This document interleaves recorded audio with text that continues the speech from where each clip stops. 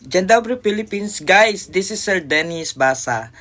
Guys, alam nyo ba, yung nangyari kanina sa video na nakita natin sa Katowice. Actually, dapat alam ng lahat ng mga Pilipino na nandito sa Poland, dapat palagi po tayo mag-iingat. Una, syempre, lahat tayo nagtatrabaho dito sa Poland, pero dapat lahat tayo is may mga legal documents na hinahawakan. Gaya na nga ng sinasabi namin mga agency dito sa Poland. Guys, syempre, una, i-check yung passport ninyo. Kung may mga passport kayo, syempre, yung check nila yan yung mga details ninyo.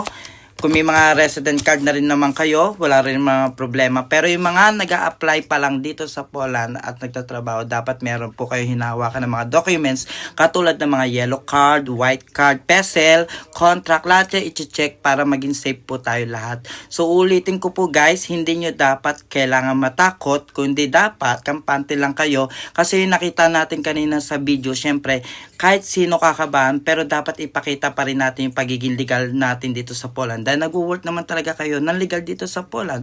Siyempre, sino ba naman gusto mapauwi o ma-deport sa mga ganyang bagay? Pero, please, kung lalabas po kayo dito sa Poland, palagi nyo po o lalabas kayo sa trabaho, palagi nyo po dalhin ang mga passport ninyo or any valid na meron kayo, gaya ng sinasabi namin paulit-ulit para maging safe po tayo lahat. At least hindi po tayo magbabayad o hindi tayo magkaroon pa ng abilya sa mga lakad natin, hindi tayo maistorbo.